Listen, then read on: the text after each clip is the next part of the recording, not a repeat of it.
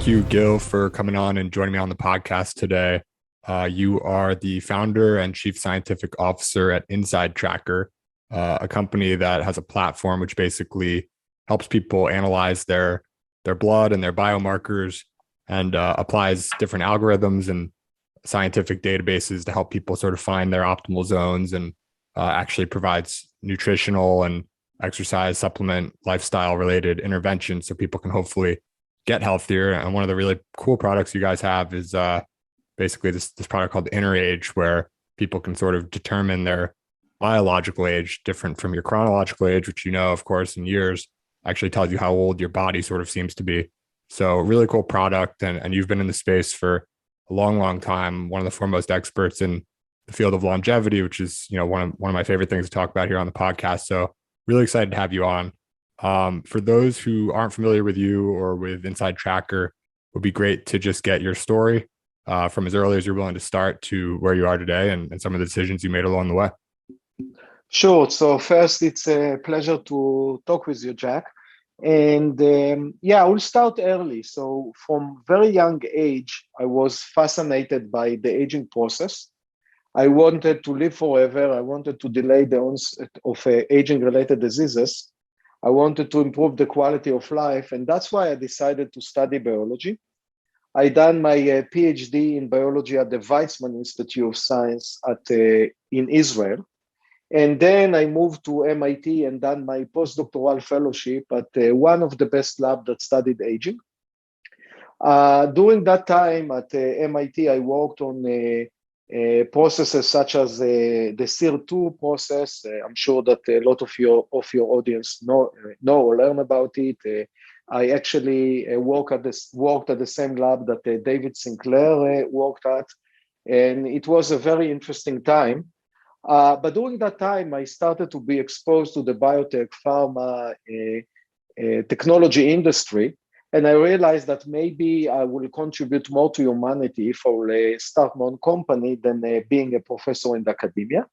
So I moved to the industry, worked there for a couple of years. During that time, I came to the idea of InsideTracker, and the idea is pretty simple. How can we help a human to live longer, better life based on what's happening inside their body? So we decided to try to understand what are the issues that each person has at that moment. And based on that, to give that person recommendation of what food to eat, what supplement to take, what exercise to do, what lifestyle changes to do. But then we needed to try to find how can we know what are the issues that each person face. And very quickly, we zoomed into the blood, because blood is a liquid gold. It validates and calibrates everything. It changes. And sometimes it can be optimal, but later on it can change and get out of the normal range. Also, blood is something that it's pretty easy to modulate, at least some of the marker, using interventions. And the most important part is that blood is pretty heavily researched by the scientific community. So we have more than 100 years of record of data that publish in the peer-reviewed scientific publication that can allow us to understand blood, allow us to find what are the best intervention to modulate each specific blood biomarker. So we focus on blood, and we realized that there are more than 4,000 different blood biomarkers available. So we realized that you cannot use all of them because we might not have enough blood in our vein to test all of them, but also because it might be very expensive. So we came with a few criteria how to select the blood biomarkers. So the first criteria was that those biomarkers should be biomarker of health and not a disease, meaning let's look at marker like glucose and testosterone and cortisol, but not a PSA, which is a marker of prostate cancer. The second one is that those biomarkers should be in at least 1% of the population outside of the normal zone. So basically, at least 1% of each marker should be out, because without that, we cannot help a lot of our customers. And the last one is that those biomarkers should be modulated by simple and natural interventions, such as food, supplement, exercise, and lifestyle changes. So that was the genesis of InsideTracker. We pinpoint around 40 blood biomarkers that fit to that criteria. Recently, we also added a couple of other inputs. One of them are the DNA markers, and the other data from fitness tracker. And all of that allow us to get a very good picture of your body. We call it a 4K resolution picture of your body. And based on that, we can give you the best recommendation to hopefully allow you to optimize yourself and hopefully allow you to live longer, better life. Yeah, it's interesting. You know, the company InsideTracker, you guys started over a decade ago. You were studying aging, you know, through school much longer ago than that. People, you know, I didn't really hear anyone talking about this concept that you might be able to materially impact aging until just a few years ago, really. And it's becoming more popular, I think, since then and starting to gain a little bit of traction with people. But what gave you the confidence, if you can remember way back? Like, I understand when you were studying, they didn't even have any programs related to aging. You basically had to ask if you could go and study this weird thing that no one else was really studying called aging. You know, obviously more ambitious than an individual disease. Of course, those are worth studying as well, but people must have looked at you like you were almost crazy at that time. How did you, you know, become so passionate about like, I'm actually going to go and study the root cause here and try to look at how we can slow down aging itself? Yeah, I think that it's a very good question. And definitely at the early days, it was very hard for me. And when I started InsideTracker and tried to find some investors and some partners, a lot of them looked at me like I'm crazy and kicked me out of the door. But I think that when you believe in a cause and you have a passion, you can do a lot. And that's basically what I've done. I believed in the mission and I worked hard and heard a lot of no's. But at the end, I found a few people that believe in me, believe in the mission, and wanted to change the world. And I think that that's very similar to a lot of other companies that founded in a domain that is not a well-established domain. You need to work hard and you need to believe in what you are doing and you need to convince some people that what you are planning to do makes sense. Right. So, you know, I wanted to try InsideTracker before we had this conversation. I got a little bit delayed. So I actually just took my blood, or rather they took my blood yesterday. So I'm waiting on the results and looking forward to trying everything out. But I definitely have a high level understanding of how things work. And I'm excited to, you know, get going with all of it. Just the experience of getting my blood taken alone was really easy with you guys. You had like a mobile blood draw where someone came over to the house and it took like 10 minutes from start to finish. I gave like 6 tubes and then I'm sure I'll get the results soon and be able to play around with the app and things. For people who are, you know, other people who want to try the product, you know, the first step is to give your blood. How often do you recommend, like for people who do it and they like it and they like what they see and they want to see the improvements reflected in continuous testing? Do you have people do this like once a year, once a month, every quarter? I know like David Sinclair himself uses this. You, I imagine, use it. What's like the typical protocol for like some of your biggest, you know, fans and people who love the product? Yeah, so it depends on the user. So let's say the heavy users using it every quarter or so. What we have seen in our data set is that the average person testing every 7 months. And we have some that's testing only once a year. And by the way, you don't always need to test with us. If you have data from your primary care physician, you can upload the data. And if you have data from your life insurance, you can upload the data as well. So we don't see ourselves as a blood testing company. We are an analytic company that using data to make sense for users. And it's up to the person how many times a year or a month he is going to test. But definitely, if you have more data, it's easier for us to give you a better recommendations because we know you better. One data point is one data point. 2 data points are 2 data points. three or more data points giving us a trend. So it's definitely very good to have at least three data points in order for you to understand and to see a trend of your data. Right. And let's talk about the sort of areas of intervention that you guys use the analysis to come up with. I think it's four main areas, right? It's food, supplements, exercise, and lifestyle choices. Let's start off with food. I know you're a big proponent of intermittent fasting, caloric restriction being one of the few things that has sort of proven with a high degree of certainty in humans to potentially give you better chances of increasing your health span. Um, I've wondered, I've been doing intermittent fasting for probably 3 or 4 years now, like 16 plus hours a day, usually like 18 plus, 5 or 6 days a week, something like that. I understand you've been doing it for a lot longer. How do you think about like, my understanding is that intermittent fasting isn't necessarily synonymous with caloric restriction, but rather, a way of achieving it. And there's other ways of achieving it. You could sort of just like eat less, but not really fast. You could fast for a full day or two a week, or, even longer than that every month or something like that. How do you think of like the different ways to achieve caloric restriction? And I know you're very, keen on the data and paying close attention, and you tend to be very conservative in sort of the things that you say and believe and build InsideTracker based on. So I'm curious to hear how you think about like fasting, caloric restriction, and how they all interrelate. Yeah, I think that fasting and caloric restriction and intermittent fasting is definitely a good intervention.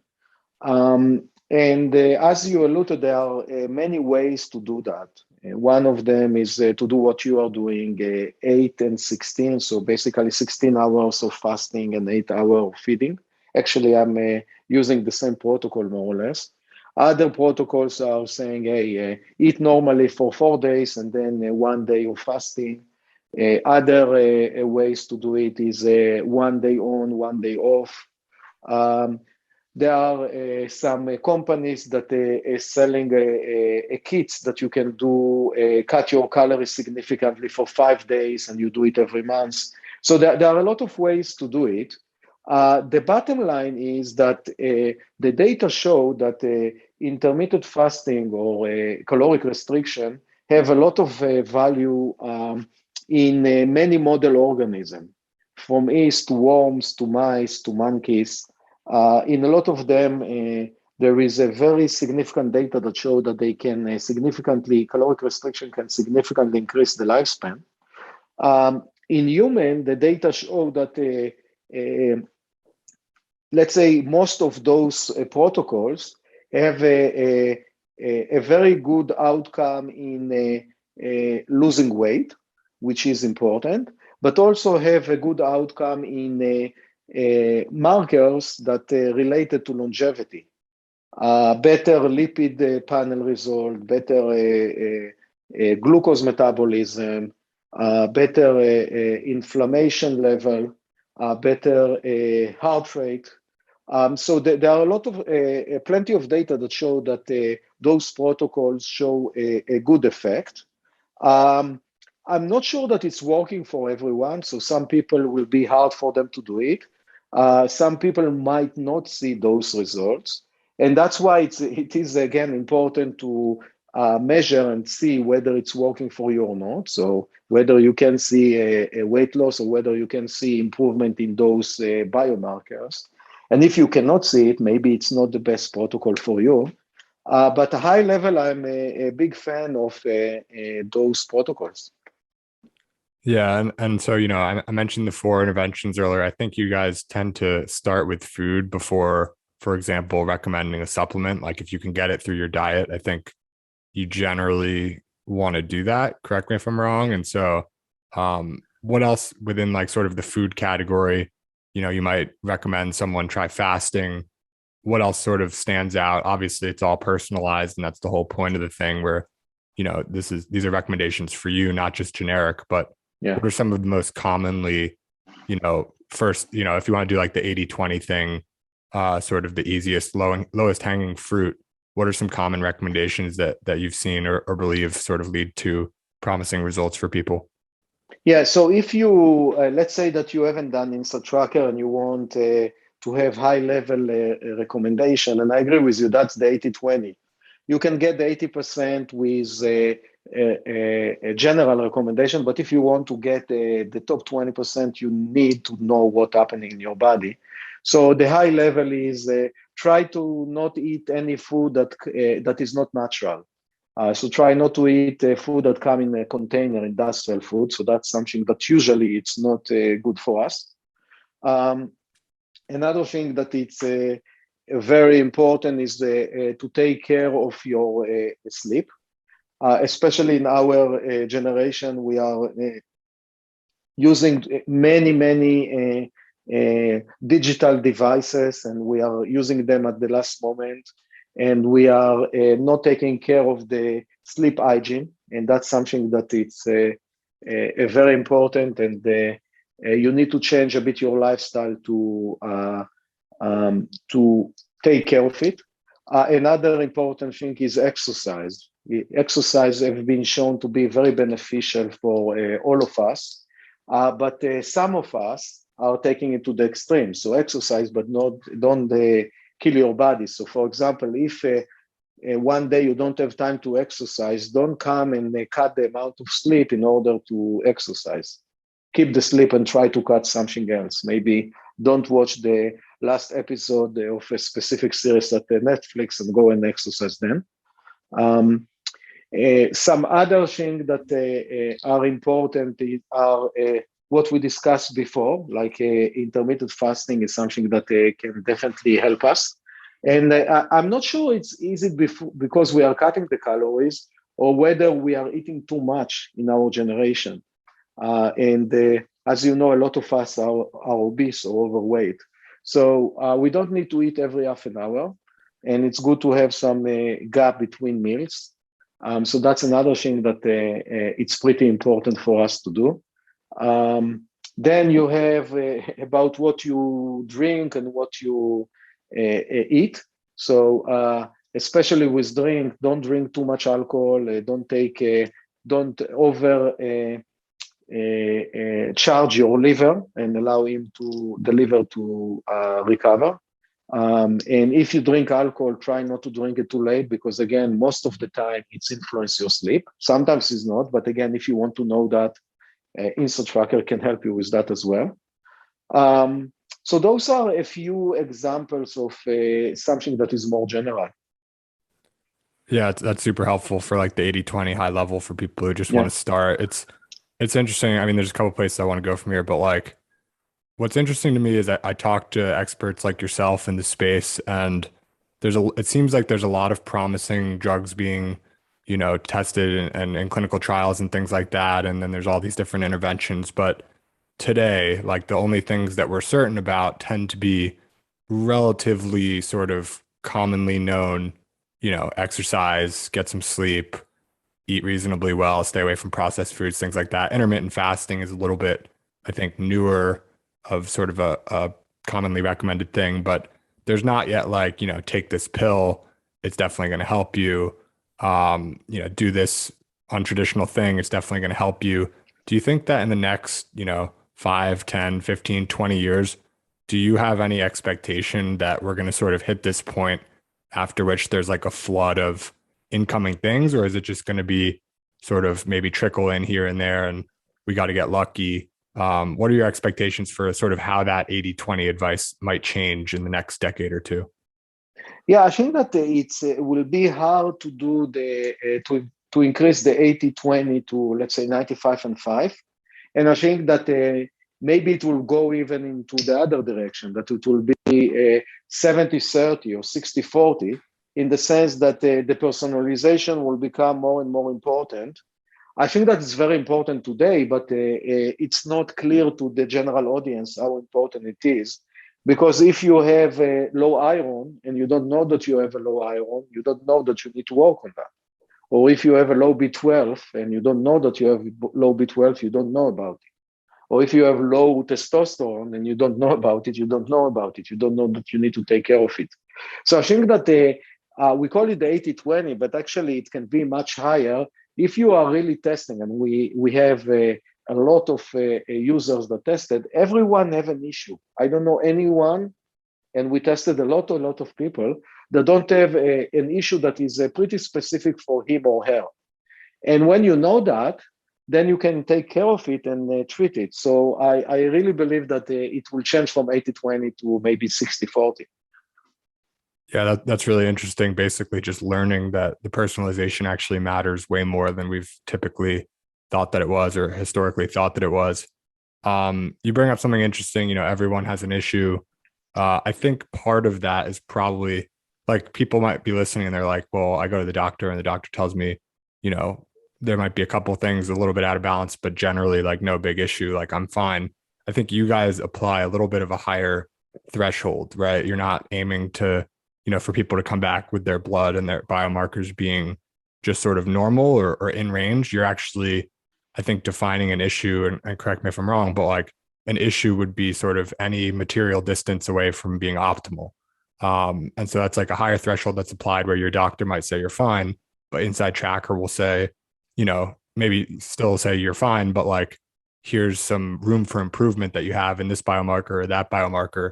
Can you talk about like how you guys have, narrowed in on that, like sort of how optimal and normal contrast from each other and how you guys have narrowed in on this optimal range for the various biomarkers?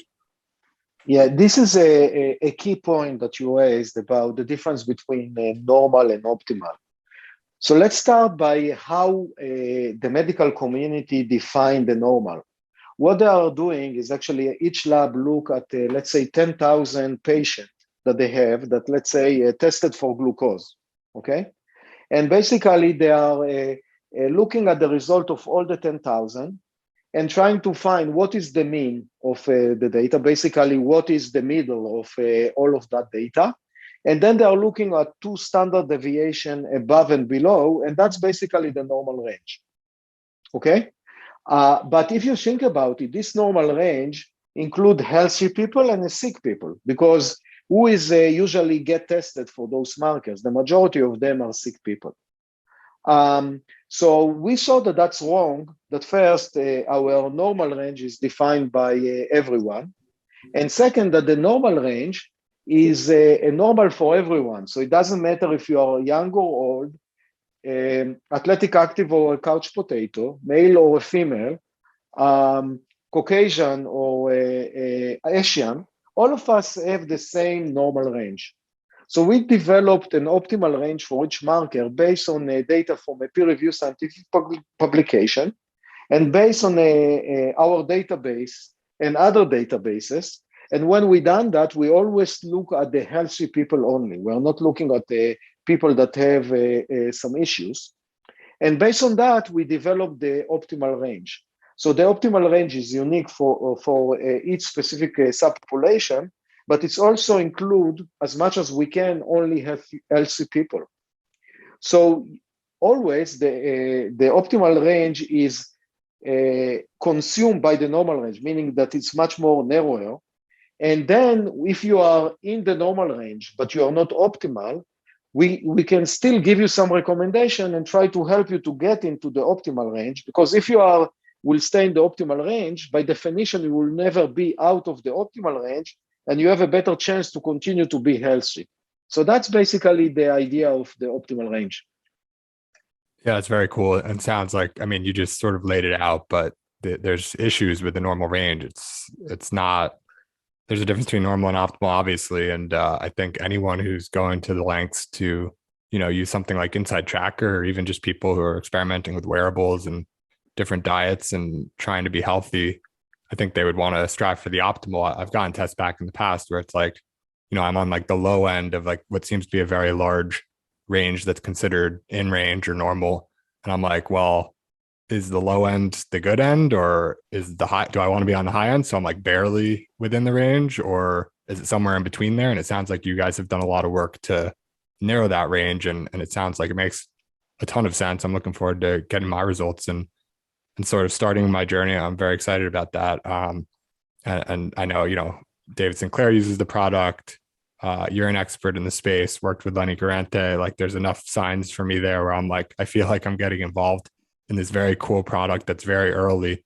And potentially, I know you guys have been around for, a decade or so, but it just feels like this sort of thing is very uncommon today, and that in the future, maybe as costs come down and things like that, really everyone, you would think anyone who wants to be healthy or live a long and healthy life, which I think, even if you don't want to live a longer life, which some people don't for whatever reason, you at least want to probably be healthier for the ride and sort of feel better. And something like this, being made available to everyone sort of makes a lot of sense. I think the next place I'd like to go is like sort of for people listening, get an understanding of some of the different, we talked about the different categories: food, supplement, exercise, lifestyle choices, but actually get to like some specific examples of interventions that are recommended. And of course, the disclaimer is like, don't just take any of these examples and apply them for yourself, because the whole thing is like they're personalized. And so it's not what works for someone else or is recommended as an intervention for someone else isn't necessarily for you. But what I'm particularly curious about is like, an example of, and, don't answer all these at once necessarily, but an example of an intervention that can come strictly from, the analysis of the blood versus an example of an intervention that can come from combination of looking at the blood and looking at, data from a wearable, whether it's Garmin or Fitbit or Apple Watch, which I saw you guys recently were able to integrate with, which is super cool. And I'm looking forward to doing that myself. And then lastly, the DNA, I think you mentioned at the beginning, you're able to upload your results from 23andMe or something like that and get some interventions from that data as well. So I'm curious, like how all these things play together and have enabled you to like, expand the range of overall interventions you guys are able to recommend. Yeah, so let's start with some introduction. So DNA is a once in a lifetime. Unless you are a cancer patient, your DNA will stay the same. So when you test your DNA, you don't need to test it again. Blood is a very powerful, as we discussed a few minutes ago, and there is a wealth of information in the blood, but unfortunately, you cannot test those 40 biomarkers every day. And then the data from the fitness tracker, the value is a bit lower, but the frequency is much higher because you can receive data every 50 milliseconds.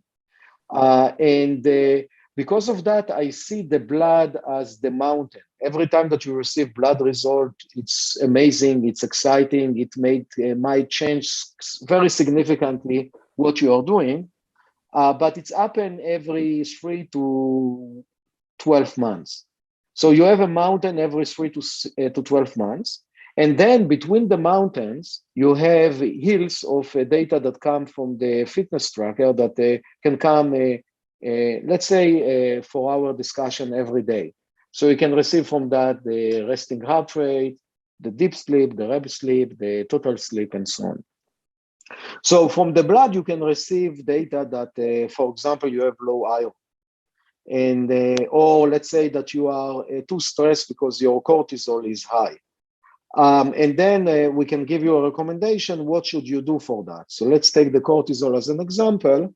We can tell you that you maybe should sleep more, or you need to do some meditation in order to decrease your stress. So that's the example of the blood alone. Mm-hmm. Then the DNA can come and tell you it's not only that you have a high cortisol, meaning that you are stressed right now, but also you have predisposition to be stressed. Why? Because we have a score of DNA that show that you tend to be more stressful than another person. So if that's the case, you need to take the result of the cortisol, if it's high, even in more serious way. Okay?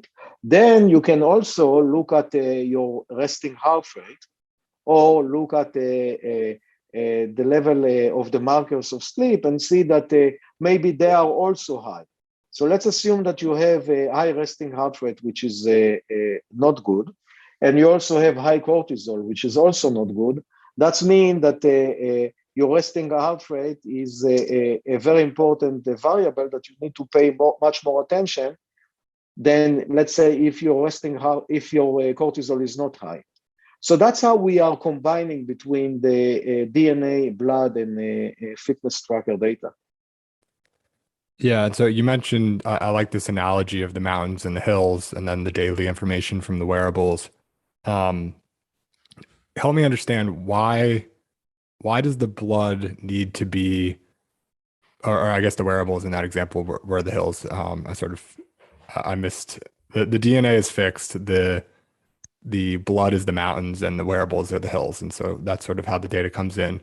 Um, Help me understand why the blood has to be hills. Is it a matter of cost? Is it a matter of not changing frequently enough to sort of warrant, there's minimal benefit from being able to track it every month or every week or every day? Why is it that it's a less frequent thing? And if it is a matter of cost or something like that, do you envision it changing and what benefits could that bring? Yeah, it's mainly a matter on convenience, on cost. There are some markers that changing much more frequently. There are other markers that changing less frequently. For example, it doesn't make sense for you to test vitamin D every day. It takes time to change it. Some other markers such as inflammation and glucose, they are changing much more frequently. So it might make sense to test them more frequently. The issue is the convenience, the cost, and there are some progress in that direction. For example, there are some solution like continuous glucose monitoring that it's mainly used by diabetic, but now some direct-to-consumer companies are using that you can test glucose basically every 5 minutes or so. The issue is that you just test glucose, and we don't have enough peer-reviewed scientific publication data to tell you what does it mean that your highest level of glucose in the middle of the day is 250. We are not sure if it's better or not for someone that is not diabetic. So I think that it's a process that it's a good progress, but now we need to understand what is really what's happening with healthy people and what is the right range for them for such a marker.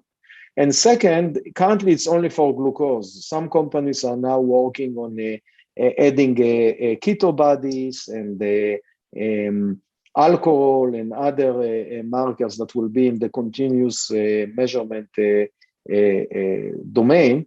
And then hopefully with time, we will be able to pee on our iPhone, to bleed on our iPhone, and to spit on our iPhone and receive information immediately. And I think that it will come maybe in 5 to 10 years, and then the frequency of that data will be much more frequent. Yeah, it's a very exciting future, and just, improving the frequency of the data alone, I think would empower you guys and what you do to just give better and better insights over time. On the continuous glucose monitoring, I'd be remiss not to plug the sponsor of the podcast, Levels, who people heard a little blurb about at the beginning, but they do this, and you go to levels.link/Jake and you can sign up for that. Have you experimented yourself with any of this continuous glucose monitoring or various wearables? I'm curious. I mean, obviously you're using some of it, but I'm curious sort of what the latest sort of stack is for you for what you're using. Yeah, I use the continuous glucose monitoring. I think that it's giving you interesting information.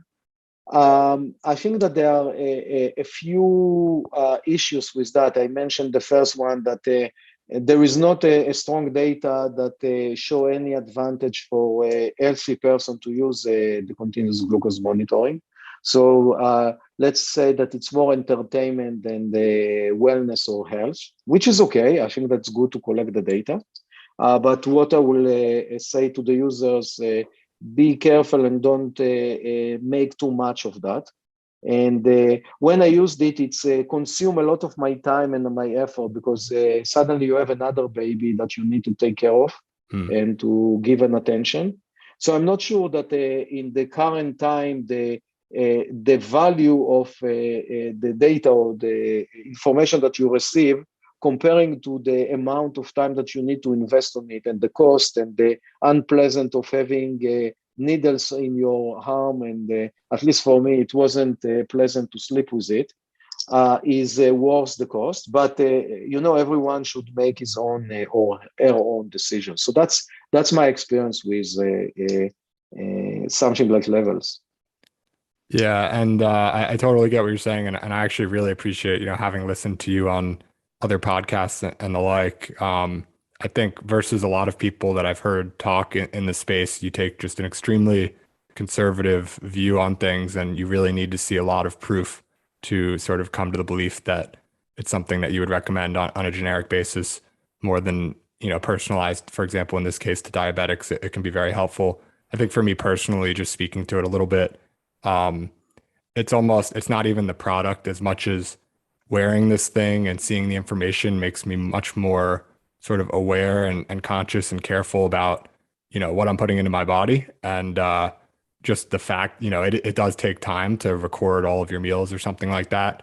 But I think for me personally, of course, not for everyone, but for me, it's sort of the increase in awareness just by having to track this thing helps me manage things a little bit better. And, maybe optimizing my continuous glucose a little bit isn't really moving the needle, but I think it's maybe helping me stay away from like more processed foods, like you mentioned, and doing some things that are probably benefiting me. At least it seems. And of course, everyone sort of in this space at this point is sort of an early adopter and sort of signing up with the knowledge, I think, that these things aren't guaranteed to work or anything like that. Beyond the continuous glucose monitoring, I know you guys partner with Garmin and integrate with them as well as Fitbit and Apple now. Are you wearing any of those? Anything else that you're doing in the wearable space? Yeah, I have. I'm using Fitbit and Apple Watch, so I'm definitely using that. And that's a good example of how can you get or not get use something that almost everyone have and make a value from that. So let's take Fitbit for example. So what Fitbit giving you usually? It's telling you to walk 10,000 steps and giving you some information and showing to you what is your resting heart rate, what is your REM sleep, deep sleep, and so on. But that's a lot of information. It doesn't telling you what is good and what is bad. And then it doesn't give you some insight, what should you do in order to optimize it. So that's exactly the place that InsideTracker is getting in. We are looking at the data, analyzing it, doing data science, and looking at the peer-reviewed scientific publication, giving you the range for you, and then telling you what should you do in order to optimize your sleep. Let's assume that you had a bad night's sleep. We can send you a tip the day after and telling you, hey, you had a bad night's sleep last night. Don't forget tonight at 8:45, 2 hours before you usually go to sleep, to do X, Y, and Z. And then hopefully your sleep will become better. Okay. Another example is if you are exercising, a lot of them recording the exercise, but they are not giving you a value above that. So you record the exercise. What we are doing after the exercise, we are sending you a tip and saying, hey, Jack, great job. You ran for 45 minutes. Now it's time to you to replenish. And then we are giving you a very specific recommendation for you based on the blood biomarkers that are not optimized, based on the exercise that you've done, based on your weight and height. What should you eat and what should you drink and how should you rest in order to get the most from this exercise?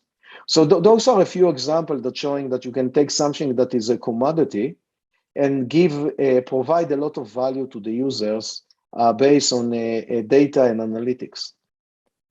Right. And so you guys have been around for going on a decade now. How have you seen these types of, obviously the wearables themselves and the information that they can provide have improved over that time? I'm not even sure, thinking back 10 years, that most of this stuff even existed. But how have you seen the recommendations that InsideTracker is able to provide, whether they're different or just with more, confidence and conviction in those recommendations?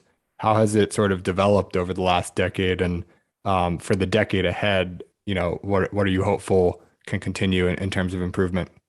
Yeah, so again, a very good question. And actually related to wearables, I remember that I went to San Francisco maybe 13 or 14 years ago. And I met with one of the founders of Fitbit when they had maybe only 10 people. And we discussed about the wearable, and it was a very interesting and exciting meeting. And then Fitbit now have tens of millions of users. So I definitely seen the development of Fitbit from the small thumbnail that you had on your pants to something that measure a lot of different things. And I've seen a similar effect with the other wearables. But related to InsideTracker, so I think that the difference between us and the other, that we are very scientific, and our founders and our team are taking a scientific approach. And I just want to say that we published a paper in 2018 that we follow a cohort of 1,000 users of InsideTracker that tested with us at least twice. So they had a baseline and follow-up. And we looked at what happened to their blood biomarkers from baseline to follow-up.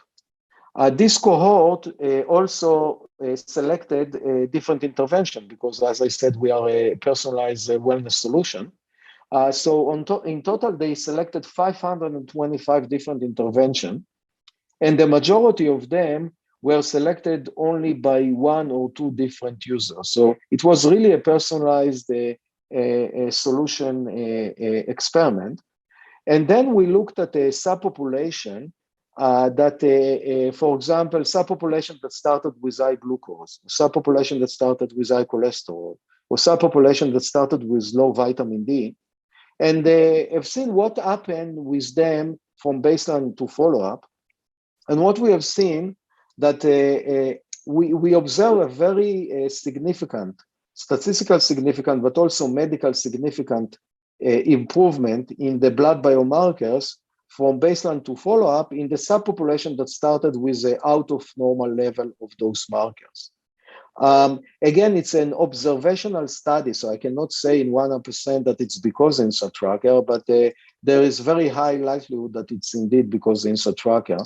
So again, we have hopefully something closer to proof that show that indeed, when you know what are the issues that you have and you receive a recommendation of intervention and you are following them, you have a better chance to improve the level of those blood biomarkers that are not optimized.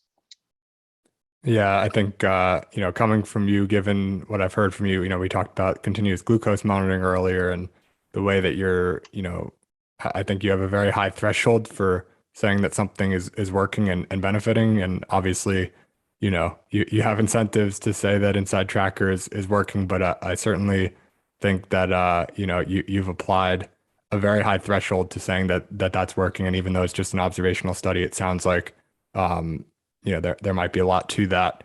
One of the more interesting things that you guys provide as well is, I hinted at this earlier, but it's called InnerAge, and it basically, purports to give you your biological age, as opposed to your chronological age. Can you talk a little bit about like what you've seen from that feature in particular, and how you came to determine, what goes into, like I think you output, I haven't gotten it yet, but I think you just output a number. And I'm curious, like, what's behind that number?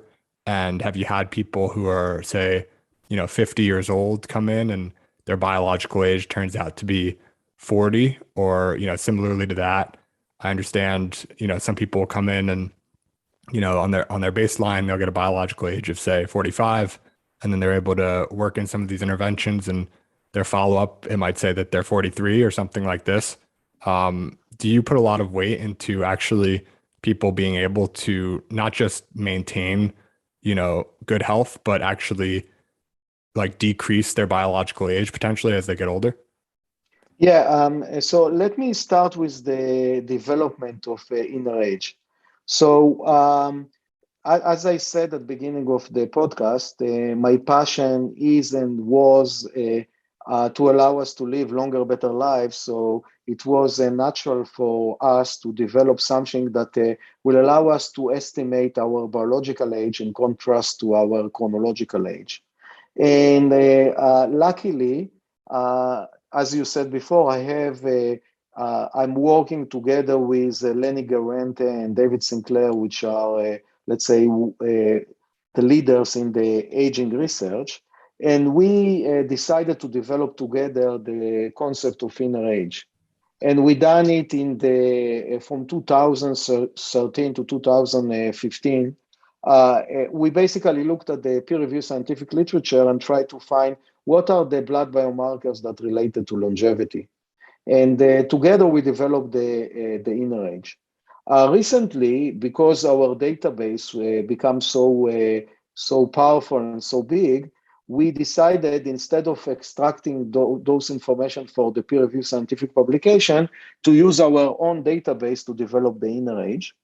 And basically what we done recently is to look at our database and see which are the blood biomarkers that either increase during the aging process or decrease during the aging process. And then basically plot the data from each person and see whether it's above or below the line. If you are below the line and the line going up, that means that you are younger than your age for this marker. If it's above the line and it's going down, that means that you are older for this marker for your InnerAge. So basically, we are looking at around 16 blood biomarkers. For each of them, we gave a weight, and then you can know whether your glucose making you older or younger, your LDL making you older or younger, the inflammation making you older or younger. We combine all of that to one number that's called InnerAge, and then it's very easy for a person to compare his InnerAge to his chronological age and know whether he's younger or older in general. But then he can drill down and see why is he younger or older, and then he can focus on those markers and apply interventions that will allow him or her to optimize those markers and decrease his or her InnerAge. So I think that the InnerAge is a very good tool to allow people to understand high level where are they standing, and then pinpoint to the specific issue, work on it, and hopefully improve their InnerAge. Right. So I think a lot of people listening, I'll make this last question. A lot of people listening, and myself included, are very interested in sort of how far you can stretch this, right? Like, can people, I'm in my late 20s. Can people like around my age or even in their 50s or wherever, people who are alive today, is there a chance that some of these interventions and really this personalization and insight, which is unprecedented, 50 years ago, you couldn't do this sort of thing, let alone 20 years ago or even 10. Is there, possibility in your mind of approaching an age of 120 or 150 or something like that? Is there a natural limit that you see as being sort of problematic to overcome? Obviously, we've seen in worms, you can have extreme increase in lifespan. You've seen, in mice, you can do 30%, 50%, even more than that, I believe, with relatively simple interventions. What's, I think ending on a relatively hopeful place, or at least I hope in a hopeful place. What are your expectations for the decades ahead? Our ability to actually, in terms of numbers, our ability to increase the human health span? Yeah, it's a very good question. First, I would say that there is a lifespan and health span, and I really like that you said health span. So lifespan is the time that you live from birth to death. Health span is the time that you live from birth until you are starting to be sick. And it's definitely our goal is to increase the health span and not only the lifespan. Another point that I want to say is that I started a podcast that called Longevity by Design that basically interview all the leaders in longevity. David Sinclair was interviewed, and Matt Keberlein, and all the leaders of longevity. We just released another episode today, so we have around 15 episodes, and we have a lot of that already been recorded. So if you are really interested in longevity, you can find a lot of data and a lot of information directly from the scientists that doing the research. If you'll ask me, I think that we can definitely live until 120 and be in a good shape, because we know that there are some people that reach to the age of 120. So I think that if someone reached to that age, why can't we reach to that age? Some of it might be genetics, but definitely a lot of it is a lifestyle. And if we'll live the right lifestyle, we can get to that. Then with all the progress that the scientific community have with small molecules and genetic manipulation and organ transplantation and other, we might be able to live even longer, even maybe to 150. I'm not sure that it will happen in our lifetime, but I don't see a reason why can't we. Yeah, well, that's an awesome place to end. And, I choose to be optimistic at the risk of being very disappointed at the end. But I think it's worth trying, right? And like you said, at least maybe if you can increase lifespan, at least you can have a greater health span and spend more of the time that you do have in better shape and feeling better and everything like that. I know we're coming up on a hard stop in a minute or two, but where else can people go to follow you and follow InsideTracker and obviously recommend the Longevity by Design podcast you mentioned. It's great. A lot of amazing people in the field. And there's a few podcasts coming up with some of these, experts and some of this information, but I have seen few, if any, better than Longevity by Design. So recommend people go there. But anywhere else you want to send people, let's close there. And thank you again, Gil, for coming on and taking the time. It's been awesome talking with you. Yeah, so you can definitely find me at InsideTracker.com, and InsideTracker is on Facebook and Instagram and Twitter and LinkedIn. I'm also on Twitter and Instagram and LinkedIn and Facebook, so you can DM me, and I will be more than happy to interact with you. And I think that's it.